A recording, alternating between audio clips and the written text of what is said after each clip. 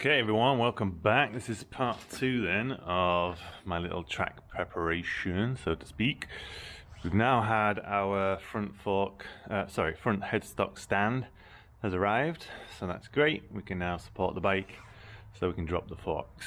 So we're going to be getting on with that in a minute, but I did get these arrived from TST Industries. I just went with the standard, I think they're called GTR. So I don't really care about this halo ring around the side of it. So I've taped up the extra little connection so that's not dangling around, and just going to slot these in. And it's very easy. These just push in and then these come from the back and just grab onto it, kind of like a ratchet system. So I'm going to put that on and then we'll get the fairing back on the bike. Alright, so the flush mount signals are in. They're all straightforward, nice and easy. So we're turning our attention to the forks now. So we're doing a fork oil change on the bike today. This is a 10 weight, and if you look at the spec on the standard oil, you're looking for the viscosity measurement of the oil versus whatever you're putting in. So don't just read the 10 weight and think, oh, that's great, you know, that's exactly what I need. There are some data sheets that is useful to look at to compare. Now the standard viscosity oil, and I don't know the exact units, but it's like 7 point something CST, whatever that means. And this oil is 15, around about 14, 15 CST.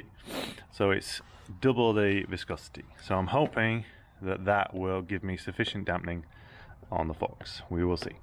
Specialist tools you might need, if you don't have them already, is a 24mm deep socket, which is going to be used to undo the top nuts, and I have just tried to protect my nuts with some tape, and then I'm going to be undoing these shortly.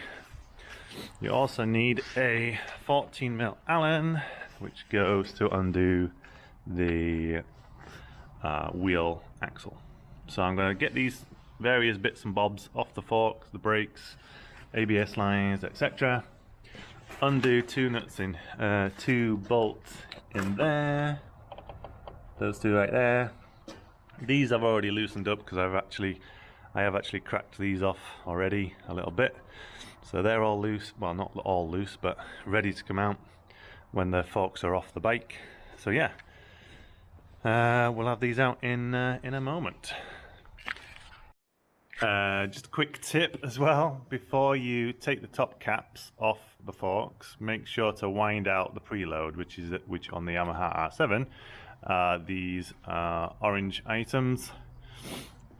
Remember where your rings protruded, how many rings you had showing, so you can set it back to how you want. To be fair, if you are changing the fork oil, this may change anyway. You might need a different adjustment. So anyway, before we undo the big cap, make sure you release the preload by winding these out. And then also don't forget, like I was about to, that we need to undo the clip-on. So there's a bolt that goes through the yoke and a bolt that holds the clip-on on the fork. So we need to loosen that up. The other thing is there's a sticker, like a protective sticker on the fork leg. We're going to need to peel that off so it can go through the fork. There's also a tie clip, zip tie, right here holding the horn wiring, so I need to release that as well. Okay, so we have both forks out the bike now. I've just drained the oil from this one. We got to about that mark there, which what's that?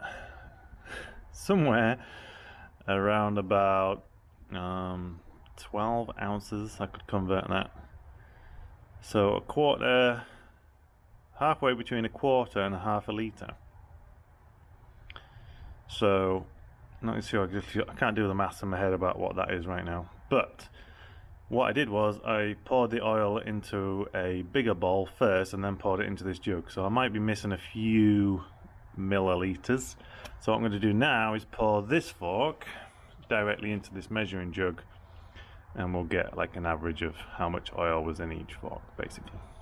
So I'm going to do that now.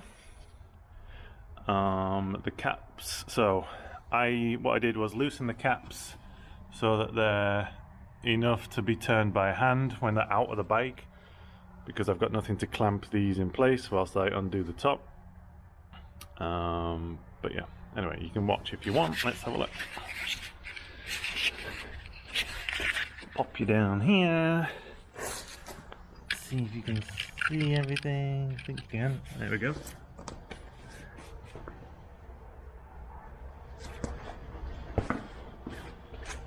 So you do have to do a few pumps on these things to get every last little bit of oil out.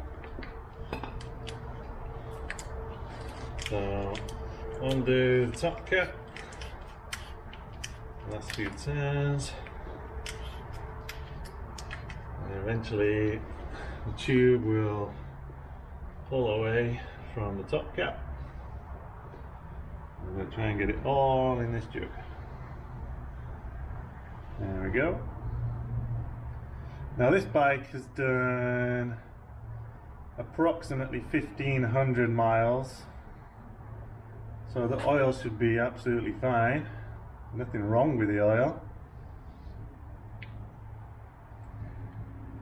You can already start to see some what we call particles, I guess, in the fork oil from the constant moving up and down. Right, I'm going to try to do a few pumps whilst it's trying to stay in the jug.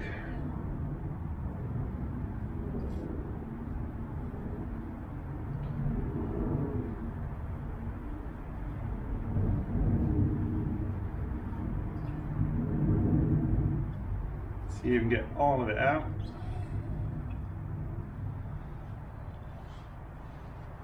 Kind of hard to hold and do the pumping into a small jug at the same time. Oh, nearly got it.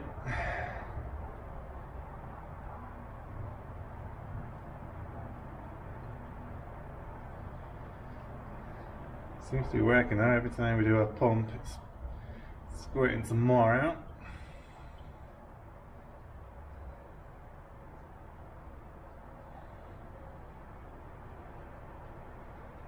You want to try and get every last little drop if you can. I hung the last one on a set of ladders over here, so I think the other one's completely empty. We're not even close to 12 ounces yet, which the other fork had in. That's interesting.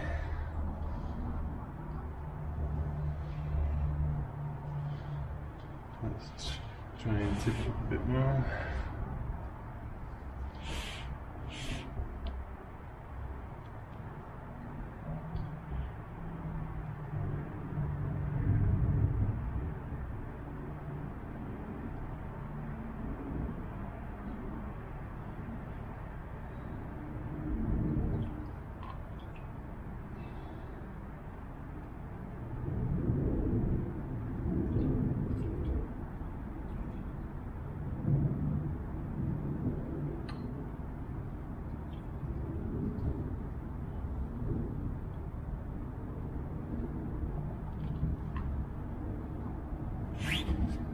Alright, well, I get the idea. I'm going to keep going till all the drips are gone.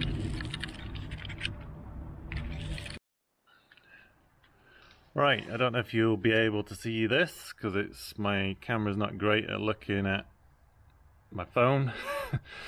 But the oil quantities as per the manual, in the left leg there should be 400 cubic centimeters or 13.52 US ounces, and in the right 404 cubic centimeters, 13.66 ounces. Well, I've pulled out all of my fork oil and there's literally nothing left in either fork. The left leg has more oil in it than the right, which is the wrong way around according to the manual, and neither level is close to the 13.5 ounce mark. So good job we are changing the oil, because these quantities do not match factory spec. And so I can make that adjustment now. I can put them back to factory spec with the new quantity as well. But I thought that was interesting. Why is it not completely full to the factory spec? I don't know. Okay, so we've now marked out the right level for the left fork, 13.55. I'm not going to worry about the 0.5 of an ounce. And we're just going to slowly pour this into the fork and then do at the top cap. When you're doing up the top cap, bear in mind these threads are very easy to cross thread. So what I do is wind it backwards until you feel a subtle click, and you know the threads have just passed, and then go in. Just by hand, no tools. Go in by hand, make sure it's nice and easy, and then you can do the final tighten up on the bike. Well, you can see it's a busy day in the garage today. We are dropping the oil out of the girlfriend's Audi, and we are finishing up this. So we've got the brakes loosely fitted. We have the forks all bolted back in, all torqued up to spec. We've got the handlebars torqued back up to spec. I have the forks now through. They were 6mm through the top yoke. I've now added 10mm onto that, so we are 16mm out. Now I need to work out if I like that or not. It might just lighten up the steering too much, but I wanted the front end to sit further down, and we're gonna see if that helps with cornering and such. Anyway, so we're about to tighten up the front axle, which we need to do when the bike is on the ground. So this is how that goes. Right, so today is the next day. Unfortunately, the camera battery died right as I was about to do the final button up of the front end.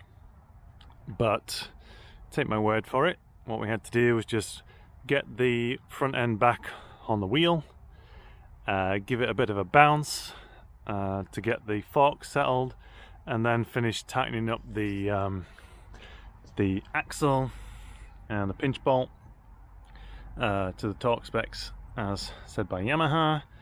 We then we've not quite tightened up the calipers yet because I want to take those off for a bit of a clean inside. So those are on at least tight, but not all the way.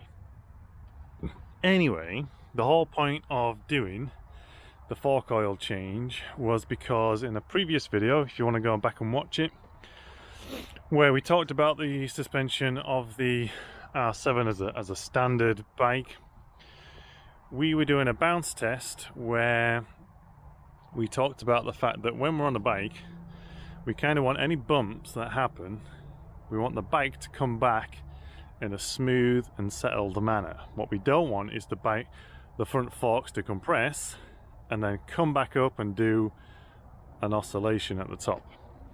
So I've just done a very quick test right now.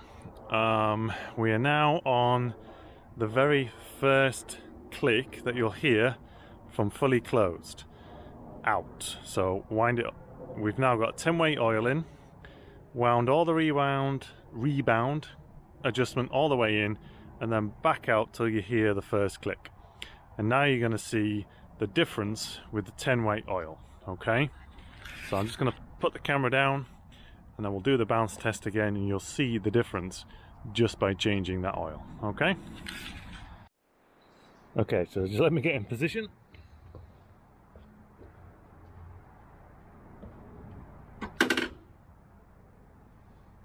Holding the front brake, push it down firmly, and then try and let it rest back as best we can. Here we go.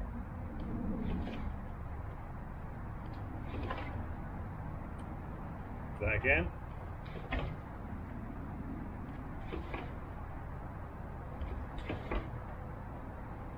So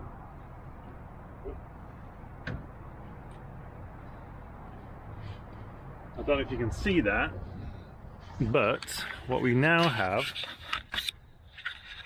what we now have is that smooth comes back up, and that's it. There's no further movement.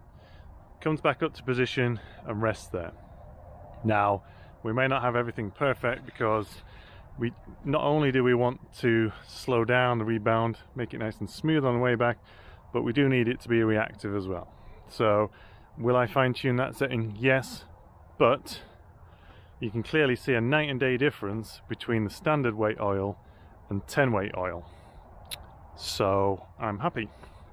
That is good. So quick recap then. This is me having the bike in my track ready mode. We've got no mirrors on the front. We've got the block off plates in place. We've got the rear sets adjusted slightly back and up. We have got the brake reservoir delete kit in place.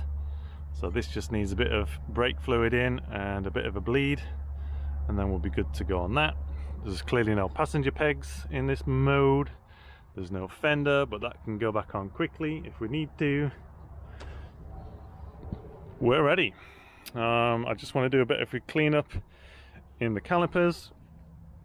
We've got our flush mount kit installed, so we haven't got the sticking out indicators anymore, and very happy.